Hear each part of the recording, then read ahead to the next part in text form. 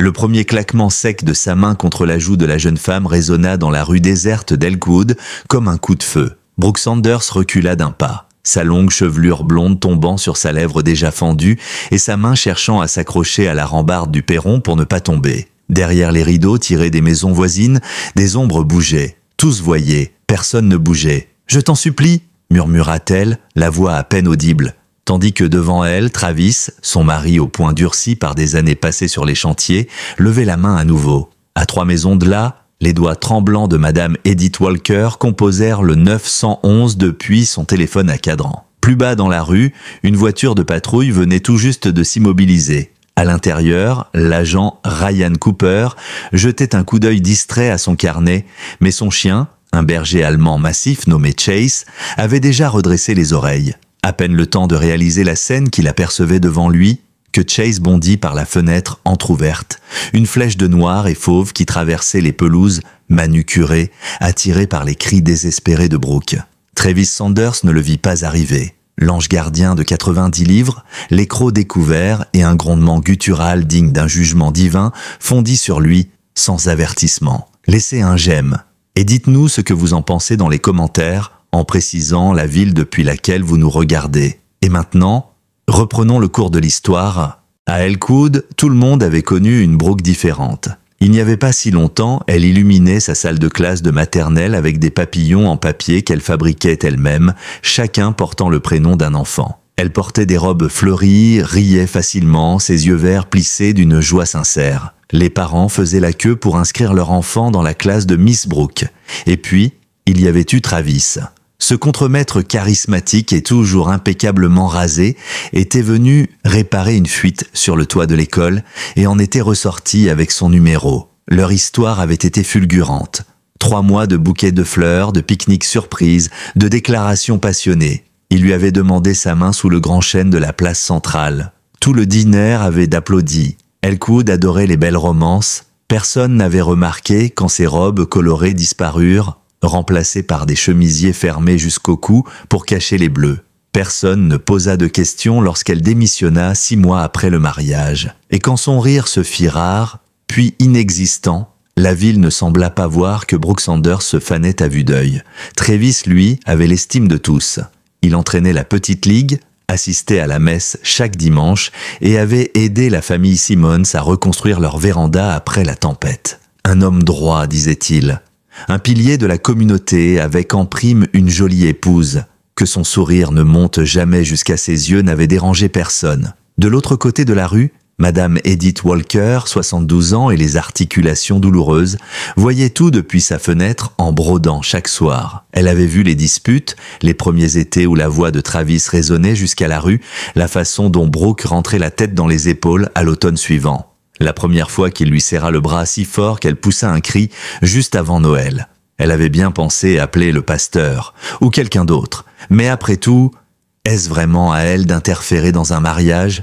On disait bien que les femmes devaient se soumettre, non ? L'agent Ryan Cooper patrouillait dans les rues d'Elkwood depuis 23 ans. Depuis la mort de sa femme d'un cancer, 3 ans plus tôt, ses tournées quotidiennes étaient son refuge. Chase, son berger allemand partenaire, lui avait été confié à l'âge de 2 ans, formé mais inexpérimenté. Ils étaient vite devenus inséparables. Ryan jurait parfois que le chien comprenait bien plus que ce qu'on lui avait appris. Elkwood était une petite ville où l'on se saluait au supermarché mais où chacun gardait ses problèmes derrière ses volets. Les réputations, une fois bâties, ne se remettaient pas en cause. Et c'est dans ce décor de secrets et de silence que la violence s'était glissée dans la vie de Brooke, s'enroulant autour d'elle comme du lierre sur un arbre en train de mourir. Ce mardi-là, une lettre était arrivée, coincée entre une facture et un catalogue de bricolage. Brooke avait reconnu l'écriture de sa sœur Amanda au premier regard. Son cœur s'était mis à battre plus fort. Elle avait jeté un œil derrière elle avant de glisser l'enveloppe dans la poche de son tablier. Travis n'était pas attendu avant plusieurs heures, mais la prudence était devenue son instinct premier. Dans la salle de bain, le seul endroit où il tolérait qu'elle s'enferme, elle avait lu le mot, les doigts tremblants. « Ma chère Brooke », commençait-il, « ça fait bien trop longtemps que je n'ai pas entendu ta voix. Maman s'inquiète, et moi aussi. La chambre d'amis à Charlotte est prête quand tu le voudras. Sans question. Je t'ai mis un billet de bus et $300. Ce n'est pas de la charité, c'est de la famille.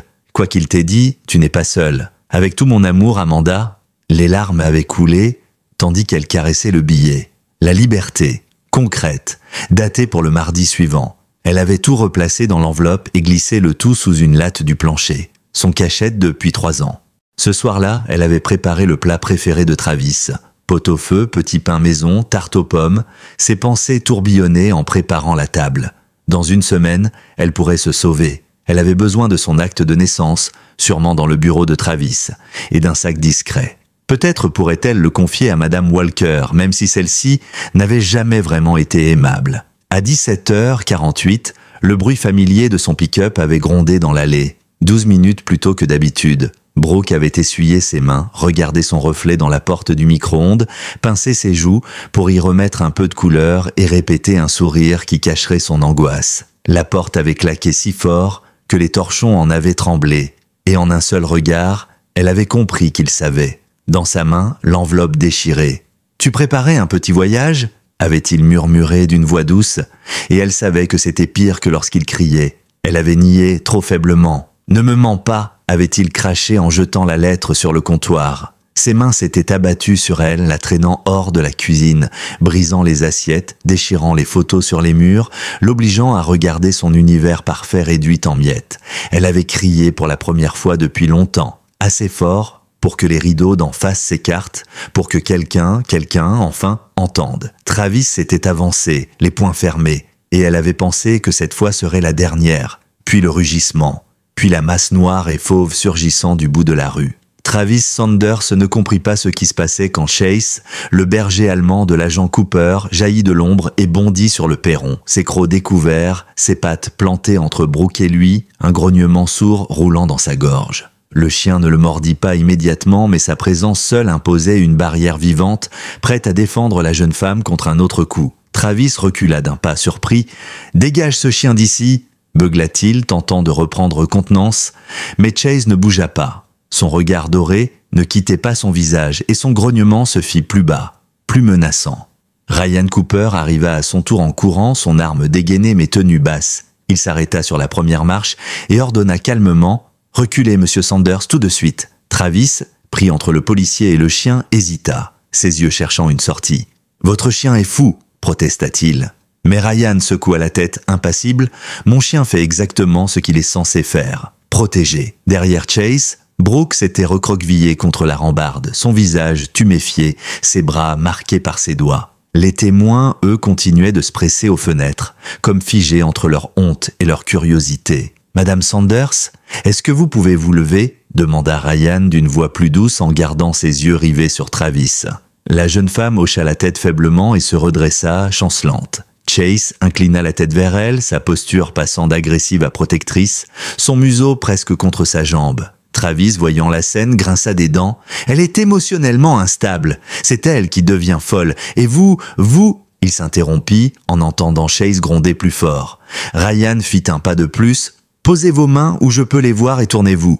Vous êtes en état d'arrestation pour violence domestique. » À ces mots, Travis perdit son sang-froid. Il tenta de s'emparer de Brooke, sans doute pour s'en servir comme bouclier. Chase bondit aussitôt, saisissant son poignet dans ses mâchoires pour stopper son geste. Travis hurla, plus de surprise que de douleur, et Ryan en profita pour le menotter. « Lâche !» ordonna-t-il à Chase, qui relâcha immédiatement sa prise avant de revenir se placer près de Brooke. Ryan guida Travis vers la voiture en silence, tandis que la rue bruissait de murmures derrière les rideaux. Avant de l'installer à l'arrière, il prit sa radio pour demander des renforts et une ambulance. Quand il revint vers le perron, Brooke était assise sur la première marche, les larmes coulant enfin, les mains tremblantes. Chase était resté à ses côtés, la tête posée sur ses genoux. Elle leva la main, hésita, puis caressa doucement la fourrure douce derrière ses oreilles. « Brave garçon !» murmura-t-elle, sa voix brisée mais pleine de gratitude. Chase ferma les yeux sous sa main, son souffle chaud comme une promesse silencieuse.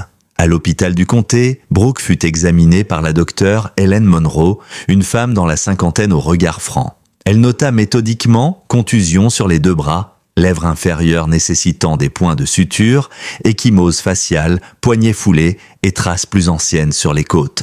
Quand Brooke, par automatisme, tenta d'expliquer les ecchymoses plus anciennes par une chute, la médecin la coupa doucement. « Brooke, on sait toutes les deux que ce n'est pas vrai. et je soupçonne que ce n'est pas la première fois. La jeune femme baissa les yeux sur ses mains, ses bagues scintillant comme des chaînes. À quoi bon parler? Personne ne me croit jamais. Hélène lui tendit une carte. Moi je vous crois. Et la police aussi. Le chef Cooper est juste dehors, prêt à prendre votre déposition. Brooke sentit la panique l'envahir. Je ne peux pas porter plainte. Travis connaît tout le monde ici. Elle s'interrompit, la menace suspendue dans l'air. Hélène la regarda dans les yeux. En 27 ans ici, j'ai signé trop de certificats de décès de femmes qui pensaient comme vous. Si vous ne parlez pas, il finira par vous tuer. Elle resta silencieuse quelques secondes avant de murmurer « Je n'ai nulle part où aller ». Hélène glissa une autre carte dans sa main. Si, le foyer pour femmes de Rose-Hill, sécurité, avocat et un lit ce soir si vous le voulez. Brooke fixait la carte blanche, ses lettres en relief. Peut-être était-ce son unique chance. En sortant de la salle d'examen, elle remarqua une agitation près de la porte d'entrée. Chase refusait catégoriquement de remonter dans la voiture tant qu'il ne l'avait pas revu. Ryan haussa les épaules. « Vous savez, il ne fait jamais ça d'habitude. » Hélène glissa à l'oreille de Brooke. « Je peux vous autoriser une petite visite dans le jardin si vous le souhaitez. » Brooke accepta sans réfléchir. Dans la cour, elle s'assit sur un banc de bois. Chase s'approcha lentement, comme s'il demandait la permission, puis posa la tête contre son genou. Ses yeux dorés étaient d'une douceur désarmante. Brooke glissa ses doigts dans son pelage, sentant enfin la terre ferme sous ses pieds après des années à vaciller. « Il savait, » dit-elle doucement. « Avant tout le monde, il savait que j'étais en danger. » Ryan hocha la tête. « Ces chiens sentent des choses que nous ne voyons pas. La peur, la douleur. » Il s'interrompit un instant. « Ce n'était pas le premier appel pour votre maison, Brooke. » Mais chaque fois, Travis réussissait à convaincre les collègues qu'il s'agissait d'un malentendu. « Je suis désolé. » Elle caressa encore la tête du chien. « Ce n'est pas votre faute. Tout le monde le croit toujours, même moi parfois. » Ryan répondit « Personne ne mérite ce que vous avez subi. Personne. » Chase bougea, se rapprochant un peu plus, comme pour lui rappeler qu'elle n'était plus seule. Quand Brooke retourna dans la salle d'attente, Ryan l'attendait, ses bras croisés et son visage plus grave encore qu'à l'habitude. Il tenait à la main un document imprimé. « Le père de Travis vient de payer la caution. Il sera libéré demain matin. » Les mots la frappèrent comme un seau d'eau glacée. Elle sentit ses jambes mollir, dut s'appuyer contre le mur pour ne pas flancher. « Demain ? Mais il sait où je vis. Il a toujours dit que si je partais, Elle s'interrompit, incapable d'achever la phrase. Ryan posa une main ferme mais réconfortante sur son épaule. « Pas tant que je serai là. Vous avez une ordonnance restrictive et on renforcera la surveillance. » Mais Brooke secoua la tête. « Ce ne sont que des papiers. Il n'en a jamais eu peur. Il viendra me chercher. » Son regard dériva vers Chase, allongé à leurs pieds, ses yeux toujours aussi attentifs. Elle baissa la voix. « Il a dit que si j'essayais de le quitter, il me retrouverait. Toujours. » Ryan inspira profondément, choisissant ses mots. « C'est votre décision. Mais sachez que vous pouvez rester au foyer le temps que votre sœur arrive de Charlotte. » Et il hésita avant d'ajouter « Si vous préférez, il y a une chambre d'amis chez moi. Vous y seriez en sécurité. Chase est toujours là et personne ne saurait où vous êtes. » Elle le regarda surprise. Après Travis, elle craignait de se retrouver chez n'importe quel homme. Pourtant, une partie d'elle, en voyant la silhouette massive mais calme de Chase près du policier, se dit qu'elle pourrait peut-être lui faire confiance. Elle pinça les lèvres, puis finit par souffler, juste jusqu'à ce que ma sœur arrive. Ryan hocha la tête. « C'est vous qui décidez. On repassera par la maison, prendre vos papiers et quelques affaires. Je reste avec vous tout le temps. Et Chase aussi. » Le trajet jusqu'à la maison sembla interminable. Devant la porte, Brooke hésita en sentant les odeurs familières du pot-au-feu et du cirage sur le parquet. C'était encore sa maison, mais déjà elle la voyait comme une prison. Ryan la guida doucement. « Prenez ce dont vous avez besoin. Ne restez pas seul plus que nécessaire. » À l'intérieur, elle courut à la commode, glissa ses certificats, son passeport et son carnet dans un sac. Elle attrapa aussi un vieux pull de laine et un album de photos. Ryan restait dans le couloir, prêt à intervenir, tandis que Chase restait à la porte, guettant tout mouvement suspect. Quand elle ferma enfin le sac, elle sentit une première lueur de soulagement. En sortant, elle croisa le regard d'un voisin derrière son rideau. Cette fois-ci, elle ne détourna pas les yeux. Elle planta son regard dans le sien, comme pour lui dire « Je pars. Vous n'avez plus besoin de regarder. » Une fois installée dans la chambre d'amis chez Ryan, Brooke eut du mal à dormir. Chaque bruit la faisait sursauter. Elle finit par se lever, pieds nus, pour aller dans le salon. Chase y était déjà, allongé dans l'ombre, mais il se redressa dès qu'il la vit, ses oreilles dressées, ses yeux brillants dans la pénombre. Elle vint s'asseoir près de lui. « Je ne veux pas avoir peur pour toujours », murmura-t-elle. Le chien posa sa tête contre sa cuisse, comme pour dire qu'elle n'avait plus besoin de porter tout cela seule. Le lendemain, au petit matin, elle se réveilla avec la conviction qu'elle devait faire plus que fuir, qu'elle devait témoigner, même si cela signifiait revivre chaque coup, chaque hurlement, chaque humiliation devant le tribunal. Quand Ryan lui proposa de la conduire au poste pour déposer plainte, elle acquiesça sans un mot. Sur le chemin, elle se surprit à glisser une main sur la nuque de Chase, assis à côté d'elle sur la banquette arrière. La chaleur du chien contre elle lui donna la force qu'elle croyait avoir perdue. Le tribunal, 3 semaines plus tard, fut une épreuve. Travis était assis à la table de la défense, impeccable, son sourire faussement contrit collé au visage. Ses amis et sa famille formaient un mur silencieux derrière lui, tandis que du côté de Brooke, il n'y avait que sa sœur, Dr Monroe, Martha Parker, la voisine d'en face, et Ryan assis au premier rang avec Chase couché à ses pieds. Quand vint son tour de témoigner, son estomac se noua. L'avocat de Travis tenta de la déstabiliser en soulignant qu'elle n'avait jamais rien dit pendant 3 ans. Elle répondit, la voix tremblante mais ferme, « Parce qu'il m'avait convaincu que personne ne me croirait ». L'avocat insista sur le fait qu'elle avait parfois été vue souriante au supermarché, à l'église, au jardin. « Si vous étiez vraiment en danger, pourquoi n'avez-vous rien fait ?» Elle déglutit et répondit « Parce qu'il me répétait sans cesse que je le méritais. » Et parfois, j'ai fini par le croire. Un silence pesant s'installa dans la salle. Elle sentit alors un mouvement, et quand elle osa tourner les yeux, elle vit Chase assis dans le box, le regard fixé sur elle. Sa simple présence lui donna la force d'ajouter « Mais je ne le crois plus, personne ne mérite ça ». Quand elle descendit de la barre, ses mains tremblaient. L'avocat de la défense avait tenté de l'humilier, de la faire passer pour une femme fragile, hystérique, instable. Mais dans ses mots, Brooke avait réussi à semer une vérité que personne ne pouvait ignorer. Même le jury, même ses visages fermés de voisins assis dans la salle, semblaient soudain la voir autrement. Elle regagna sa place auprès de sa sœur qui lui serra la main. Ryan lui fit un discret signe de tête, approbateur, et comme pour sceller cet instant, Chase leva la tête et posa ses yeux dorés sur elle avec ce regard grave chargé d'une fidélité indéfectible. Comme s'il lui disait « Tu tiens bon ». Vint ensuite le témoignage de Martha Parker, la voisine âgée. Sa voix tremblait mais son ton resta ferme lorsqu'elle déclara « Je l'ai vu la gifler un soir de Noël. Je l'ai vu lui tordre le bras en plein été sur le perron. J'ai tout vu, et je n'ai rien fait. Je le regrette. Alors aujourd'hui je parle. » Ces mots, simples, déclenchèrent un murmure d'approbation du côté de Brooke, et même la juge leva brièvement les yeux de ses notes. Martha tourna alors la tête vers Brooke et murmura « On ne vous abandonnera plus. » Puis, ce fut au tour de Ryan de témoigner. Sa voix posée, méthodique, détailla la scène sur le perron, la peur dans les yeux de Brooke, le geste brutal de Travis et la réaction immédiate de Chase. « Mon partenaire canin a choisi d'intervenir avant même que je ne le lui ordonne », précisa-t-il. Ce n'était pas une attaque gratuite, c'était la réponse d'un animal entraîné à protéger les victimes. Et c'est exactement ce qu'il a fait. Quelques jurés prirent des notes à ce moment-là. Dans le box, Chase demeurait parfaitement immobile, en alerte mais serein. Sa seule présence semblait suffire à rappeler ce qui s'était passé ce soir-là. Un chien avait vu ce que des dizaines d'yeux humains n'avaient pas voulu voir. Le procès dura 3 jours. Brooke raconta les années d'insultes, les excuses qui masquaient les coups, la façon dont elle avait cessé de rire, cessé de vivre, juste pour éviter de déclencher sa colère. Sa sœur, Karen, raconta les appels qu'elle n'avait jamais reçus, et cette lettre qu'elle avait fini par envoyer comme un dernier espoir. Dr Monroe produisit les photos des blessures, souligna les cicatrices plus anciennes, les fractures mal ressoudées. À chaque étape, la défense s'échinait à noyer sa voix, mais petit à petit, le vernis de Travis craqua. Le jury vit en lui ce qu'il avait toujours été, un homme violent, dissimulateur, manipulateur. Et pourtant, le dernier jour, lorsque la juge énonça le verdict, Brooke sentit son cœur se briser. Le jury n'ayant pas réussi à parvenir à une décision unanime, la cour déclare un procès nul. La salle resta figée.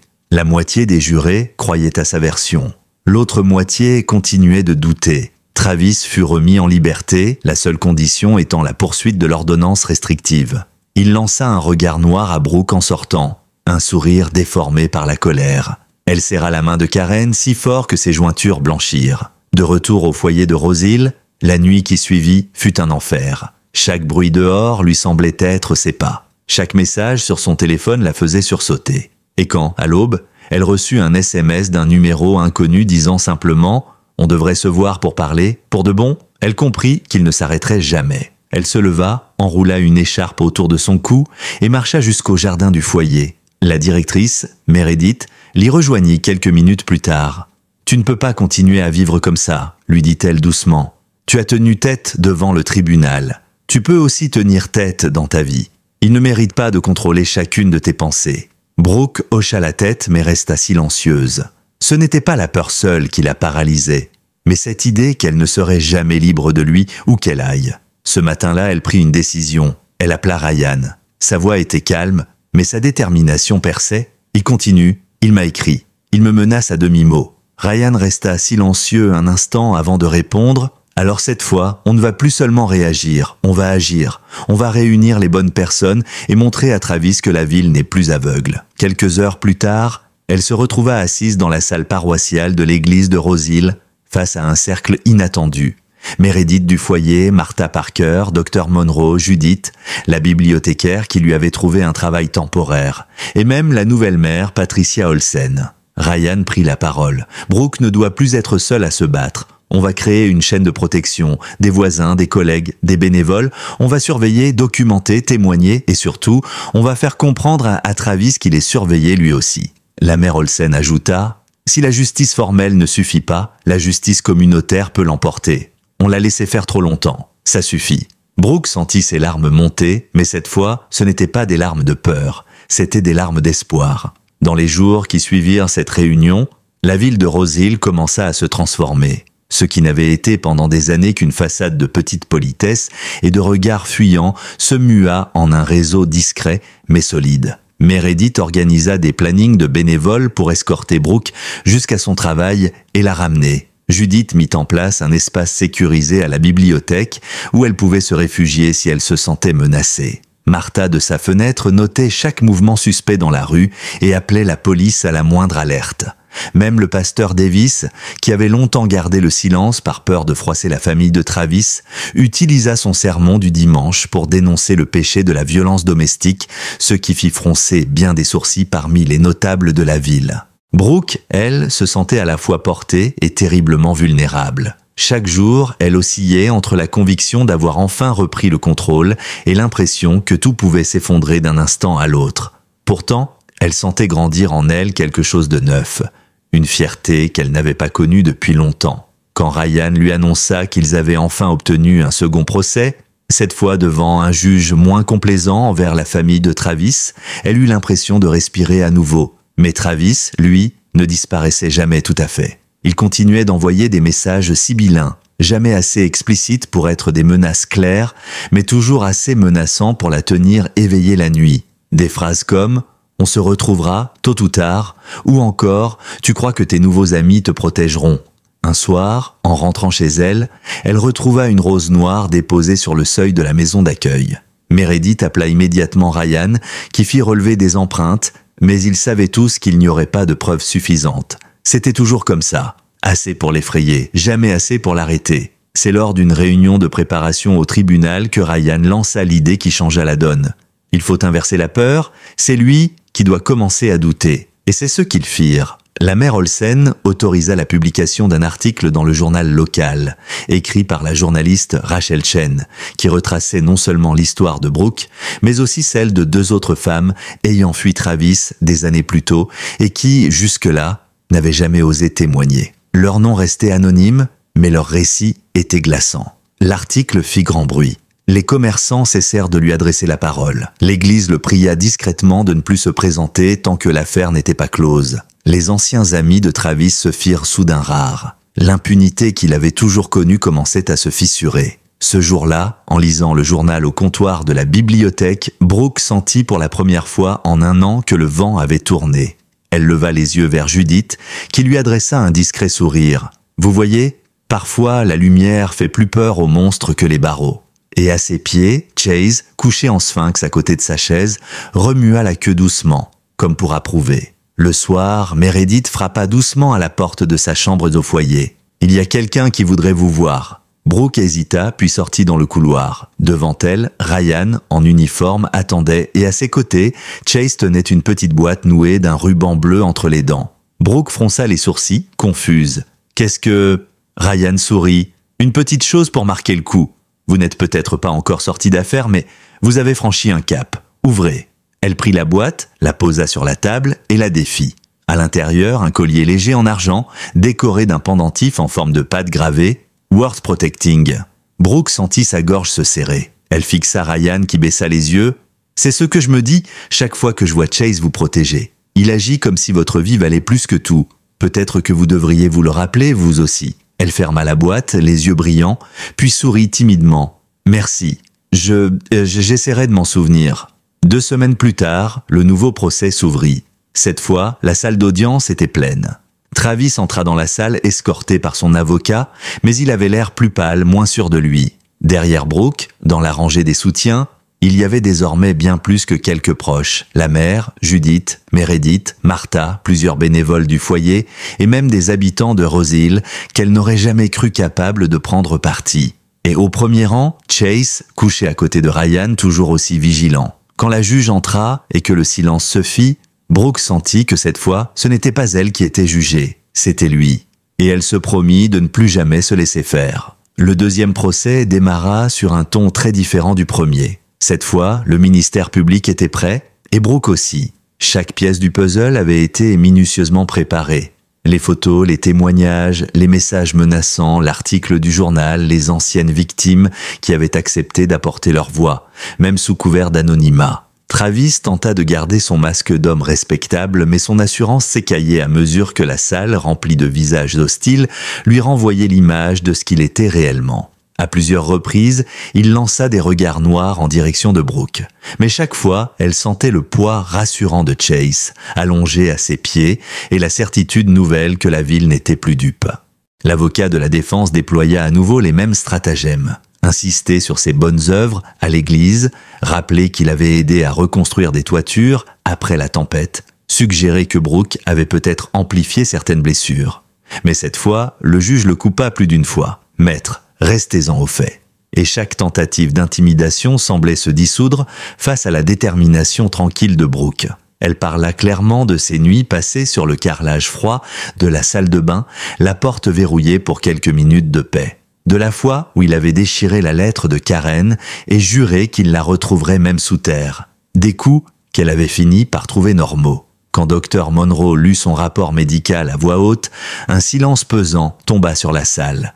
Les contusions sur ses côtes, la lèvre fendue, recousue avec 3 points, les doigts marqués d'échymose autour de son bras. « Et ce ne sont que les blessures visibles », conclut la docteure. Un murmure parcourut le public, comme si tous venaient de réaliser que chacun de ces bleus avait été ignoré trop longtemps. Le témoignage le plus marquant vint de Martha. La vieille dame s'était avancée, appuyée sur sa canne, son châle serré autour de ses épaules. Sa voix tremblait, mais ses mots portaient haut. « J'ai passé des années derrière mes rideaux à prétendre que je n'entendais rien. C'était plus facile de me dire « ça ne me regarde pas ». Mais le soir où j'ai vu ce chien bondir pour protéger Brooke, ça m'a frappé. Si même un animal est capable de voir ce qui est juste et d'agir, pourquoi moi je ne l'avais pas fait ? Ces mots arrachèrent des larmes à plusieurs spectateurs. Même la juge baissa les yeux un instant. À la fin de la 2e journée, l'accusation rappela Ryan à la barre. Cette fois, il raconta non seulement la scène sur le perron, mais aussi ce qui avait suivi. Les messages, la rose noire, les infractions à l'ordonnance restrictive. Chaque élément est un morceau d'un schéma plus vaste, dit-il calmement. Monsieur Larson ne veut pas seulement dominer sa femme. Il veut lui faire comprendre qu'elle ne pourra jamais lui échapper. C'est pour cela que je suis là aujourd'hui. Pour dire, elle le peut. Ce soir-là, après la session, Brooke resta assise, seule dans le hall du tribunal, un long moment, trop épuisée pour rentrer tout de suite. Ryan finit par la rejoindre, Chase trottinant derrière lui. Le chien vint se coucher à ses pieds et posa la tête sur ses genoux. Brooke, les yeux perdus dans le vide, murmura « Même s'il est condamné, j'ai toujours peur qu'il trouve un moyen. » Ryan la fixa avec gravité. « C'est normal d'avoir peur, mais ça ne veut pas dire qu'il gagne. La peur, on vit avec, mais elle finit par reculer. La preuve, vous êtes encore là. Elle lui lança un regard plein de gratitude, puis baissa les yeux vers Chase. Le chien la fixait toujours, ses yeux dorés reflétant une sérénité inébranlable. Elle murmura « Et toi? Tu ne m'as jamais laissé tomber, pas vrai ?» Le lendemain, lors des plaidoiries finales, la procureure clôtura le dossier en prononçant une phrase qui résonna longtemps dans la salle. « Les blessures infligées à Brooke Larson ne sont pas des incidents isolés. Elles sont le résultat d'années d'abus, rendus possibles par notre silence collectif. Aujourd'hui, vous avez l'occasion de briser ce silence. » Quand le jury partit délibérer, Brooke alla s'asseoir avec les siens. Karen serrant sa main, Martha lui adressant un petit clin d'œil rassurant. Ryan se tenait debout, les bras croisés, et Chase était à son poste comme toujours, fidèle et immobile. Dans cette attente pesante, elle comprit soudain, peu importait la décision, elle n'était plus seule, jamais plus. Le jury revint plus tôt que prévu. À peine 3 heures s'étaient écoulées lorsqu'un greffier apparut dans le hall du tribunal pour annoncer que le verdict était prêt. Le cœur battant, Brooke se leva. Ses jambes semblaient faites de coton, mais la pression de la main de Karen dans la sienne et la silhouette rassurante de Chase, toujours posté à ses côtés, lui donnèrent la force d'avancer. La salle était pleine à craquer. Tout Rose Hill semblait s'être donné rendez-vous pour assister à ce moment. La juge rentra, le silence se fit, et le chef du jury se leva. Le monde sembla suspendu à ses lèvres lorsqu'il lut la feuille devant lui. Dans l'affaire opposant l'État à Travis Larson sur le chef d'accusation de violence conjugale aggravée, coupable. Un murmure parcourut la salle. Brooke sentit une vague de chaleur lui monter à la gorge et ses yeux s'emplirent de larmes. Puis les autres chefs d'accusation suivirent. Violation d'ordonnances restrictives, harcèlement criminel, coupable, coupable. À chaque mot, une part du poids qu'elle portait depuis 3 ans se détachait d'elle. Dans le box, Travis ne bougea pas. Son visage resta figé, mais ses yeux lançaient des éclairs braqués sur elle. Elle soutint son regard sans trembler. Ryan, derrière elle, posa une main discrète sur son épaule. Dans la rangée juste devant, Chase la fixait toujours de ses yeux dorés, comme s'il lui murmurait « Tu vois, tu l'as fait ». La juge ordonna le placement immédiat en détention de Travis jusqu'à l'audience de détermination de peine. Tandis que les policiers le menottaient et le guidaient hors de la salle, ces derniers en mots sifflèrent, à peine audibles. « Je te retrouverai ». Mais cette fois, ils résonnèrent creux. Brooke resta droite, le regard haut, consciente que, derrière elle, toute une communauté avait enfin cessé de détourner les yeux. Quand la salle se vida, elle resta un moment assise, incapable de bouger. Puis Martha vint vers elle, sa canne claquant doucement contre le parquet. « Vous êtes la femme la plus courageuse que je connaisse » dit-elle simplement. Judith, Meredith, Karen et les autres vinrent l'entourer tour à tour, chacun lui murmurant des mots de soutien. La procureure lui serra la main. « Vous avez ouvert la voie à d'autres femmes, Madame Larson. » Ce soir-là, de retour au foyer, elle ne dormit pas tout de suite. Elle resta assise sur le lit, le collier à pendentif posé entre ses doigts. Dehors, la pluie commençait à tomber doucement. Chase était allongé contre la porte, montait la garde sans qu'on le lui demande. Brooke se leva, s'accroupit près de lui et enfouit son visage dans son pelage épais. « Merci », murmura-t-elle. Il ferma les yeux et poussa un léger soupir satisfait. Les semaines suivantes furent remplies de formalités. Elle fut appelée à témoigner lors de l'audience de détermination de peine, rencontra des conseillers juridiques pour finaliser son divorce, choisit de déposer une demande pour changer officiellement de nom. Mais ces démarches, loin d'être accablantes, lui donnaient le sentiment de reprendre chaque morceau de sa vie. À la bibliothèque, elle fut accueillie en héroïne. Les enfants de sa classe improvisèrent une petite cérémonie avec des dessins colorés et une banderole. « Miss Brooke, vous êtes la plus forte ». Elle éclata de rire et sentit une émotion pure l'envahir. Elle, autrefois, l'ombre d'elle-même, était devenue un modèle. Et puis, il y eut la soirée du gala de collecte de fonds pour le nouveau foyer de Rose Hill. Meredith insista pour qu'elle prenne la parole. La salle du centre communautaire était décorée de guirlandes et de fleurs blanches. Brooke, en robe simple mais élégante, se tenait à la tribune, ses notes tremblantes dans les mains. Chase, bien sûr, assis à ses pieds. Elle inspira profondément. « Bonsoir, je m'appelle Brooke Larson. Il y a 1 an, je n'aurais jamais pensé être ici à parler devant vous. À l'époque, j'étais persuadé que personne ne me croirait jamais, que ma douleur n'intéressait personne. Mais j'avais tort, parce qu'un soir, un chien a bondi pour me protéger alors que personne d'autre n'osait. Et grâce à lui, grâce à tous ceux qui se sont levés depuis, je suis ici, je suis vivante, et je ne me tairai plus jamais. » Elle leva les yeux vers la foule, vit des larmes sur des visages inattendus. Ryan, debout, au fond, croisa son regard et elle lut dans ses yeux la même promesse silencieuse. « Tu n'es plus seul », elle conclut d'une voix plus ferme. « Ce foyer que nous finançons ce soir, c'est plus qu'un refuge. C'est une déclaration, plus jamais nous ne détournerons le regard. Plus jamais nous ne laisserons quelqu'un croire qu'elle ne compte pas. » Dans l'assistance, le silence fut rompu par une salve d'applaudissements, d'abord timide, puis chaleureux et soutenu. Brooke sourit, une larme roulant sur sa joue, et posa la main sur la tête de Chase. Il leva la tête vers elle, oreille droite, comme s'il comprenait. Elle murmura « On a réussi, toi et moi. » Les mois qui suivirent apportèrent une paix nouvelle à Brooke, une paix encore fragile, mais réelle. Après l'audience finale, Travis fut condamné à 8 ans de prison ferme, assortie d'une interdiction définitive de contact. Cette fois, aucune manœuvre d'avocat, aucun arrangement discret n'avait pu le sauver. Quand la juge prononça la sentence, Brooke eut l'impression de respirer pour la première fois depuis des années, et pourtant, les ombres persistaient parfois. Certaines nuits, elle se réveillait en sursaut, persuadée d'entendre la porte d'entrée claquer ou un pas lourd dans le couloir. Mais à chaque fois, Chase était là. Il venait se poster au pied du lit, appuyait doucement sa tête contre sa main et la ramenait dans le présent, loin des souvenirs. Le foyer de Rose Hill, rebaptisé Horizon, devint vite un symbole pour la ville. Martha y venait souvent pour animer des ateliers de tricot et parler aux nouvelles arrivantes. Judith apportait des livres pour remplir la petite bibliothèque. Même le pasteur, qui avait si longtemps détourné les yeux, venait donner un coup de main lors des collectes. Brooke, elle, y passait tous ses samedis pour organiser des cercles de parole.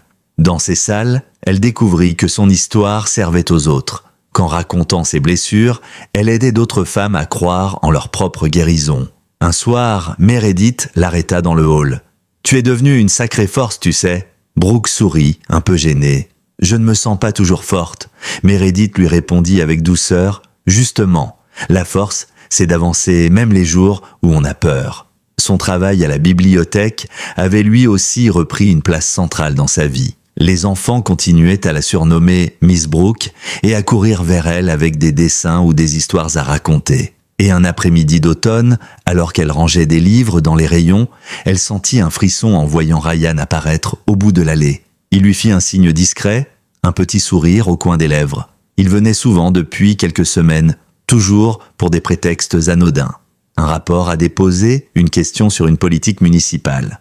Mais leur discussion s'attardait parfois jusqu'à la fermeture, autour d'un café improvisé. Ce jour-là, il lui tendit une enveloppe.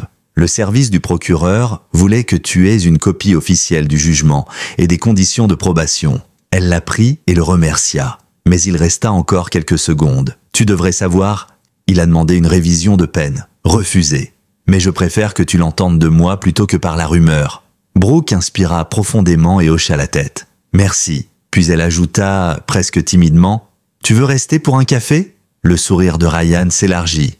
Toujours. Ce soir-là, après son départ, elle resta un long moment assise dans le silence de sa cuisine. Chase couchait à ses pieds. Elle caressait machinalement sa tête tout en repensant à ce policier bourru qui avait toujours été d'une discrétion et d'une loyauté sans faille. Peut-être qu'un jour, elle lui laisserait voir les parties d'elle encore à vif. Peut-être pas tout de suite, mais un jour, les saisons défilèrent, l'hiver arriva avec son manteau blanc et ses matins glacés. La veille de Noël, Brooke reçut un appel inattendu de la prison. Travis avait été transféré dans un centre pénitentiaire d'un autre État. Cette fois, elle ne sentit plus la peur, seulement une étrange neutralité, comme si ce chapitre était désormais scellé. Ce soir-là, elle invita Karen et ses enfants à dîner. La maison résonnait des rires des enfants, du tintement des assiettes, de l'odeur de cannelle et de pain chaud. À minuit, quand tout le monde fut parti et que la neige tombait doucement dehors, elle se posta devant la fenêtre, un mug fumant dans les mains. Chase la rejoignit, s'assit à ses côtés, son museau posé contre sa jambe. Elle murmura dans la nuit silencieuse « On l'a fait, mon beau. On est libre. » Chase leva la tête vers elle, ses yeux dorés brillants d'une intelligence tranquille, comme pour lui dire « Je le savais depuis le premier jour. » Le printemps s'installa sur Rose Hill, apportant avec lui un parfum de renouveau. Pour la première fois depuis des années, Brooke n'avait pas à se cacher. Elle profitait de ces petites joies simples. Jardiner sans craindre les pas derrière elle, rire avec Karen et ses neveux à la fête foraine du comté, organiser des soirées lecture à la bibliothèque sans avoir à surveiller l'heure pour ne pas déclencher sa colère.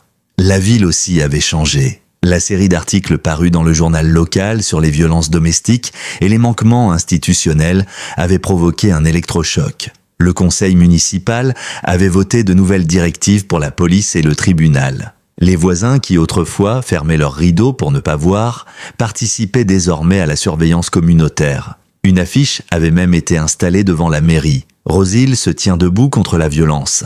Un matin, alors qu'elle promenait Chase près du parc, Brooke aperçut Martha Wilson assise sur un banc. La vieille dame, emmitouflée dans un châle malgré le soleil printanier, lui adressa un signe. Brooke alla la rejoindre et s'assit à côté d'elle. « C'est joli aujourd'hui » dit Martha en désignant les cerisiers en fleurs. « Oui, je ne m'étais pas rendu compte que la ville pouvait être aussi belle. » Martha la fixa de ses yeux bleu pâle, perçant malgré son âge. « C'est toi qui la vois différemment maintenant. Avant, tu avais la tête trop baissée. » Elle posa une main ridée sur celle de Brooke. « Je suis fière de toi, ma chère.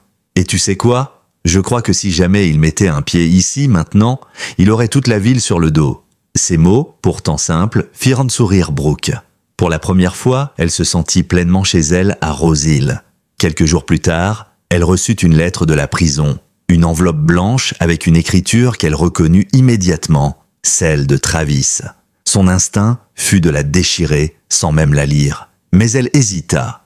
Peut-être avait-elle besoin de savoir. Elle glissa la lettre dans son sac et alla s'asseoir sur le banc du parc, Chase à ses pieds. Ses mains tremblaient légèrement lorsqu'elle déplia la feuille. « Brooke, commençait-il, je ne sais pas pourquoi je t'écris. Peut-être parce que je n'ai personne d'autre à qui parler.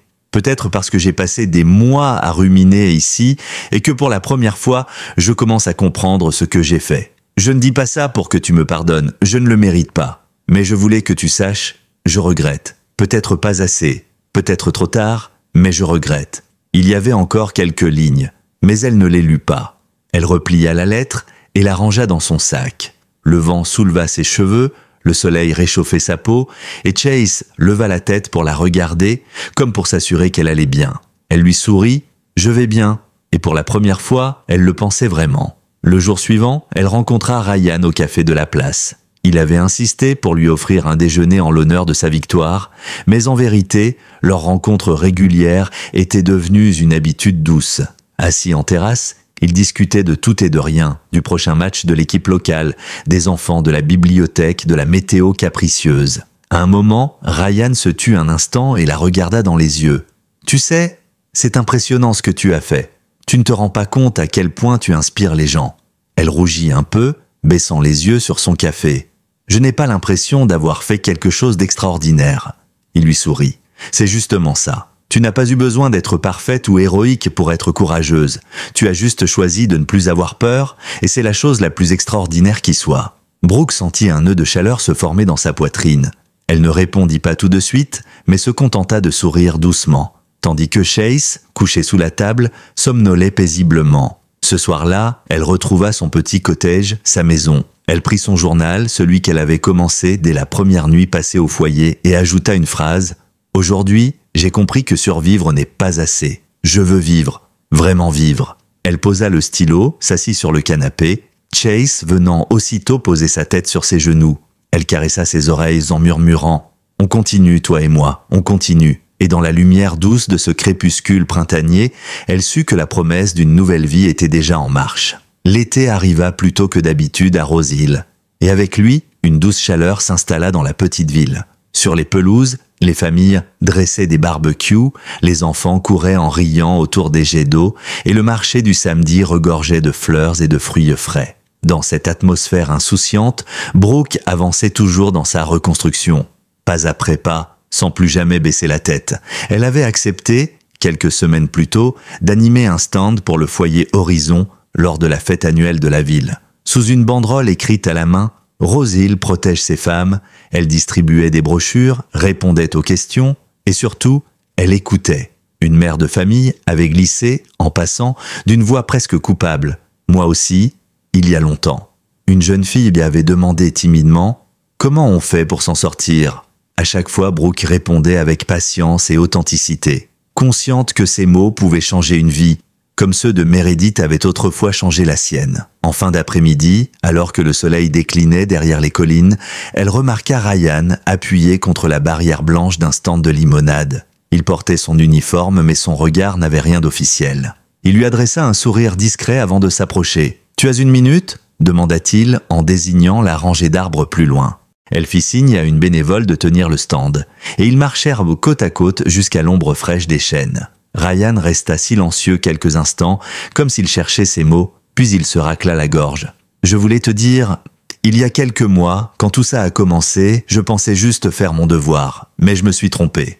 Ce n'était pas seulement un dossier pour moi. » Brooke le regarda attentive, sentant son cœur battre un peu plus fort. « Ce que je veux dire, continua-t-il, c'est que tu comptes, plus que tu ne le crois. » Elle sourit doucement, touchée. « Je ne sais pas encore ce que je suis capable d'offrir, mais merci. » Ryan secoua la tête avec un sourire tranquille. « Tu n'as pas besoin d'offrir quoi que ce soit, juste être toi. » Ils restèrent encore un moment à l'ombre, à observer les enfants courir sur la pelouse, Chase assis calmement à leurs pieds, comme toujours vigilant et apaisant à la fois. Pour la première fois depuis longtemps, Brooke sentit une légèreté nouvelle se glisser dans ses pensées. Le soir venu, chez elle, elle relut une fois encore la lettre de Travis, rangée dans un tiroir.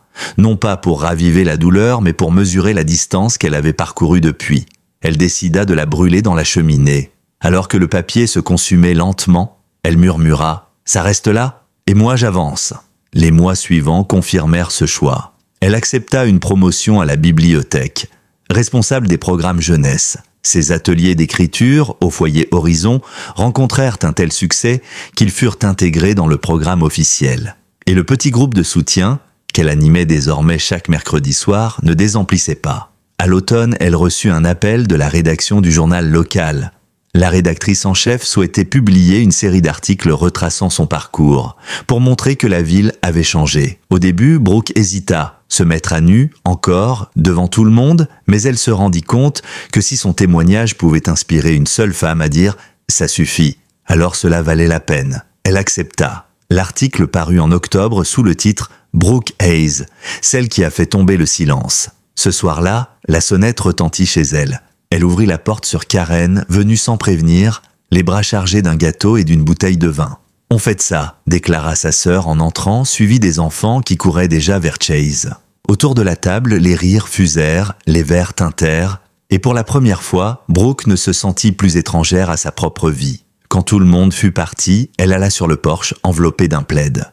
Ryan l'y rejoignit quelques minutes plus tard, comme s'il avait deviné où la trouver. Ils s'assirent de côte à côte, sans parler, tandis que Chase, fidèle à lui-même, s'allongeait à leurs pieds. Elle finit par murmurer « Tu crois qu'on peut vraiment tout recommencer ?» Ryan lui lança un coup d'œil complice. « Non, mais on peut continuer. Et parfois, ça suffit. » Dans la brise d'automne, sous un ciel étoilé, elle sut qu'il avait raison. L'hiver recouvrit Rose Hill d'un manteau blanc immaculé, et pour la première fois depuis des années, Brooke trouva une certaine douceur dans cette saison qui autrefois la terrifiait. Elle se souvenait encore des hivers passés à guetter la moindre porte qui claque, à marcher dans la neige sans sentir ses pieds, parce que son esprit était ailleurs, figé dans la peur. Aujourd'hui, la neige avait un autre goût.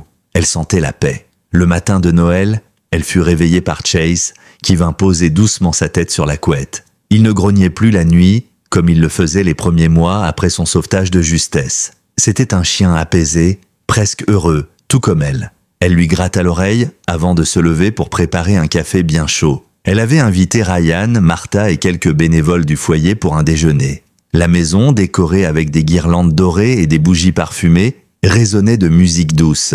Dans le four cuisait un rôti et un sapin lumineux trônait dans le salon. Brooke n'aurait jamais imaginé un jour offrir un tel refuge à d'autres, elle qui n'avait connu que la fuite.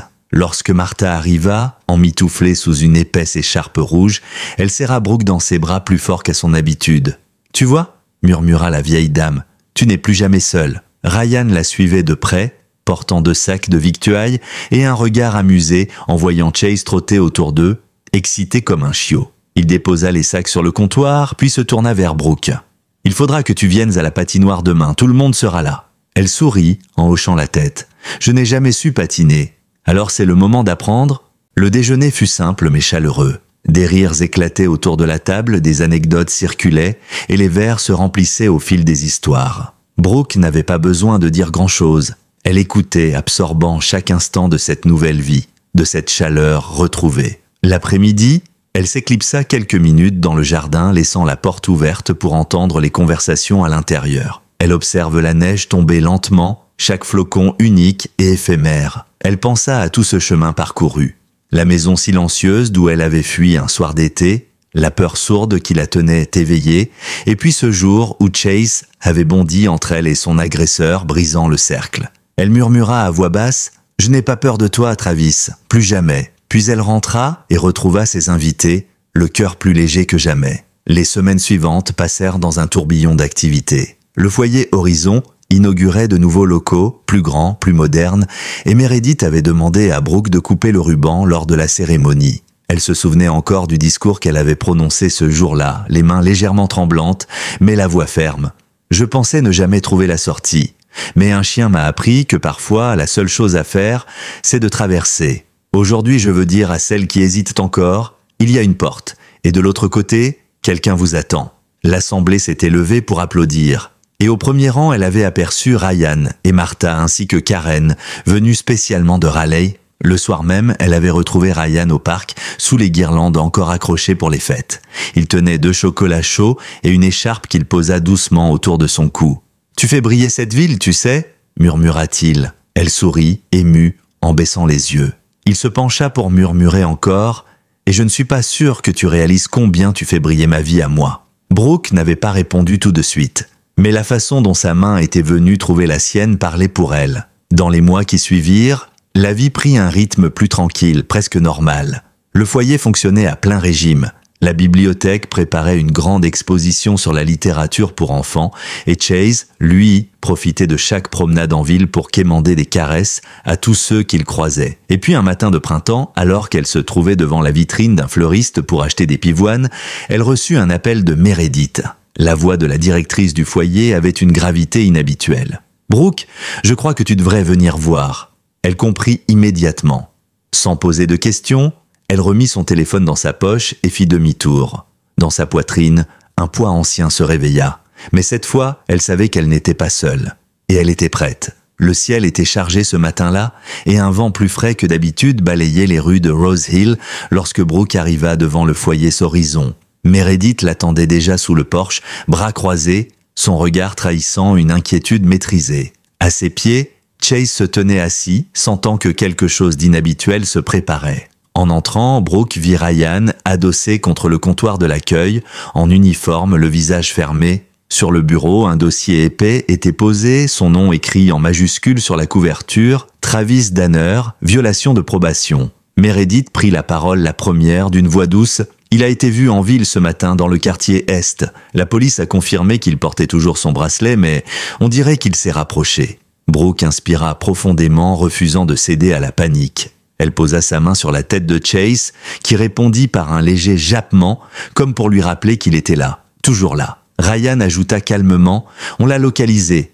Il n'a pas encore franchi les limites définies par le juge, mais il est clair qu'il te surveille. On a déjà informé le shérif et le procureur. Il risque de retourner en détention. » Brooke serra les poings, sentant la colère froide remplacer la peur. Ce n'était pas juste qu'elle doive encore vivre avec ce spectre, alors qu'elle avait tant reconstruit. « Qu'est-ce que tu veux que je fasse ?» demanda-t-elle d'une voix posée. Ryan s'approcha, plantant son regard dans le sien. « Reste en sécurité. Nous, on s'occupe de lui. Mais si tu veux, tu peux venir déposer une nouvelle plainte dès cet après-midi. Et cette fois, avec tout ce qu'on a déjà documenté, il n'y échappera pas. » Brooke hocha la tête, déjà décidée. L'après-midi même, elle entra au commissariat, Chase à ses côtés. Elle signa les documents, relut chaque page avec soin, puis leva la tête vers le greffier. « Je refuse d'être une victime passive. C'est terminé. » Les semaines suivantes furent longues. Travis fut arrêté à nouveau, cette fois sans possibilité de libération avant jugement. La presse locale suivit l'affaire, publiant des articles soulignant la vigilance de la communauté et le courage de Brooke. Le jour du procès, la salle d'audience était pleine.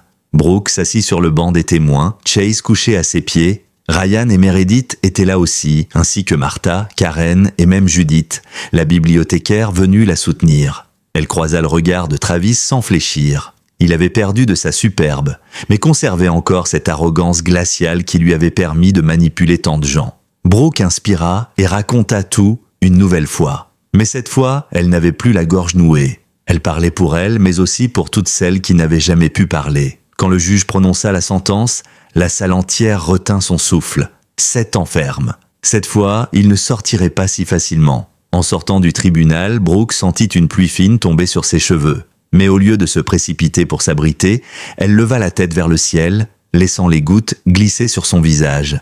Elle se sentait légère. Ryan l'attendait sur les marches, un sourire discret aux lèvres. « Tu l'as fait, Brooke !» Elle lui sourit en retour. « On l'a fait. » Le soir même, dans son petit salon, elle s'assit avec un carnet neuf.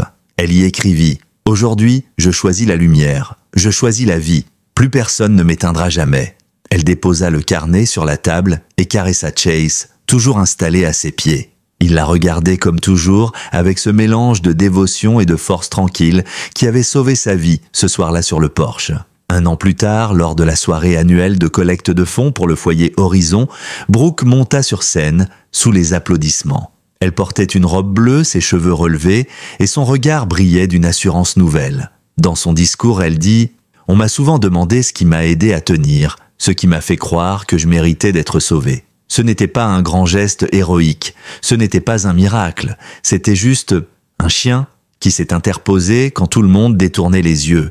Et à travers ses yeux à lui, j'ai fini par me voir moi aussi comme quelqu'un qui méritait d'être protégé. » Dans la salle, Ryan souriait fièrement et Martha essuyait discrètement une larme. Et à ses pieds, Chase portait son plus beau bandana et restait assis, droit, attentif, comme s'il comprenait chaque mot. Brooke conclut, la voix posée, « À toutes celles qui écoutent ce soir, vous n'êtes pas seules. Il y a toujours quelqu'un prêt à se tenir entre vous et le danger.